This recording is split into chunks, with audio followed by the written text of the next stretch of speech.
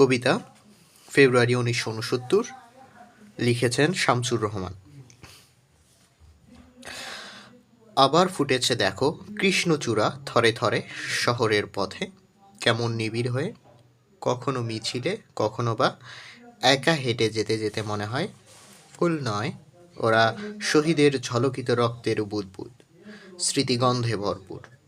একুশের কৃষ্ণচূড়া আমাদের চেতনার ওই রং, এ রঙের বিপরীতে আছে অন্য রং, যে রং লাগে না ভালো চোখে, যে রং সন্ত্রাস আনে প্রত্যহিক প্রত্যহিকায় আমাদের মনে সকাল সন্ধ্যায়। এখন সে রঙে ছেয়ে গেছে পথ ঘাট সারা দেশ, ঘাতকের অশুভ আস্তানা। কবিতাটা মূলত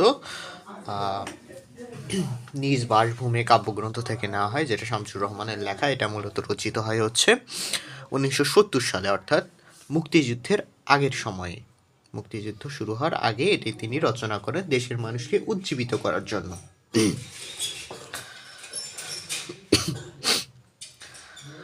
আবার ফুটেছে দেখো কৃষ্ণচূড়া থরে থরে শহরের পথে, কেমন নিবিড় হয়ে। এখানে আবার ফুটেছে বলতে কি আগেও কখনো কি ফুটেছিল? এখানে মূলত কবি এটা যেহেতু 1969-এর কথা বলছে, তার মানে তারও আগে, অর্থাৎ 1952 সময়কার ভাষা আন্দোলনের সময়ে যে ফেব্রুয়ারি মাস ছিল, সেই ফেব্রুয়ারি মাসেও ঠিক একইভাবে কৃষ্ণচূড়া ফুটেছিল। ফেব্রুয়ারির দিকেই অবশ্য কৃষ্ণচূড়া ফুটে। তো কবি সেটাই বলছে যে ফেব্রুয়ারির সময়ও এরকম কৃষ্ণচূড়া এই শহরের পথে পথেই ফুটেছিল। কেমন নিবিড় হয়ে, নিবিড় বলতে ঘন, অর্থাৎ একদম ঝোপালো হয়ে কৃষ্ণচূড়া ফুল ফোটে। কখনো মিছিলে বা কখনো একা হেঁটে যেতে যেতে মনে হয় ওরা ফুল নয়, ওরা শহীদের ঝলকিত রক্তের বুদবুদ। অর্থাৎ যখন কবি যাচ্ছে, বিভিন্ন মিছিল মিটিং তো হচ্ছেই, সেই সময় 69-এর সময়ে গণ অভ্যুত্থান হয়েছিল, তারও আগে বিভিন্ন ছাত্র আন্দোলন হয়েছে। তো সেই সময় মিছিল মিটিং হইতেই থাকতো। তো রাস্তা দিয়ে যাওয়ার সময় বা কোনো মিছিলে যাওয়ার সময় কবির চোখে পড়তো এই কৃষ্ণচূড়া ফুলগুলো, যেগুলো থরে থরে গাছে ধরে আছে, কিন্তু সেগুলোকে কবির মনে হচ্ছে যে ঝলকিত রক্তের বুদবুদ। এখন রক্ত কই থেকে আসলো? শহীদের রক্ত কই থেকে আসলো? শহীদের রক্ত মূলত ওই যে 52 সময় ভাষা আন্দোলনের সময় যারা শহীদ হয়েছিল, তাদের রক্তের যে তাদের রক্তটা তো একটা বিশেষ কাজের জন্য, একটা গৌরবময় কাজের জন্য তারা তাদের রক্ত দিয়েছিল, যেটা উজ্জ্বল বলার মাধ্যমে বোঝাচ্ছে। উজ্জ্বল বলতে ঝলকিত, এখানে ঝলকিত মানে হচ্ছে উজ্জ্বল আলোর মতো উদ্ভাসিত, উজ্জ্বল আলোর মতো জল জল করছে, এইরকম। সেই রকম রক্তের বুদবুদের মতো হচ্ছে কৃষ্ণচূড়াগুলোকে মনে হচ্ছে। স্মৃতিগন্ধে ভরপুর বলতে যে এই কৃষ্ণচূড়ার রংটা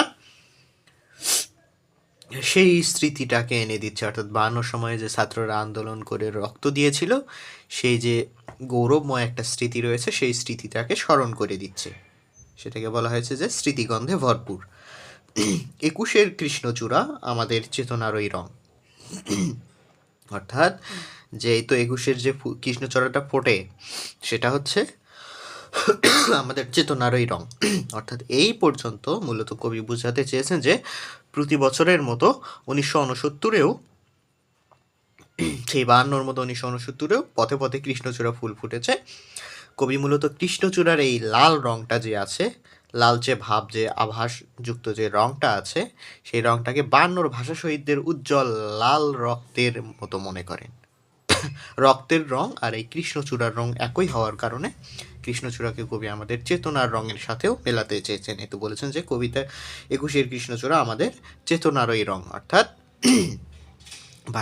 ভাষার জন্য যারা জীবন উৎসর্গ করেছে, লাল রক্ত দিয়েছিলেন, তাদের আত্মত্যাগের মহিমা এই কৃষ্ণচূড়ার মাধ্যমেই যেন ফেব্রুয়ারিতে ফোটা কৃষ্ণচূড়ার লাল রঙের মধ্যেই যেন ফুটে উঠেছে।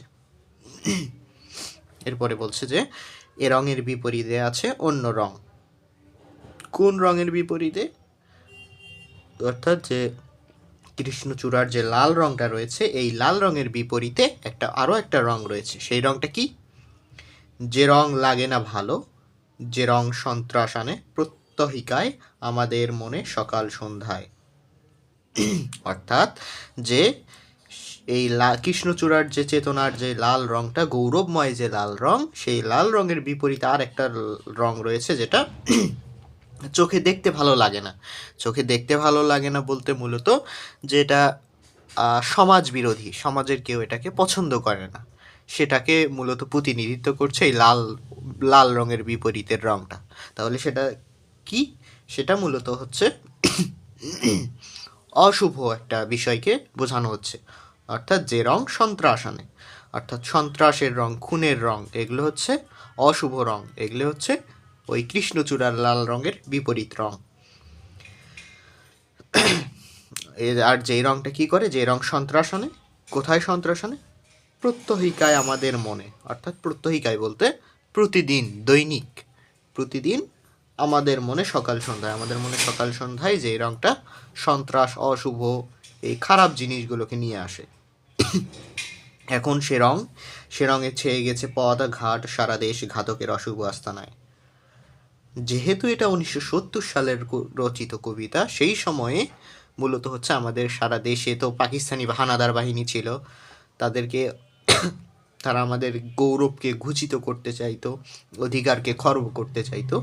সেজন্য কবি এখানে বুঝিয়েছেন, মানুষকে জানাতে চেয়েছেন যে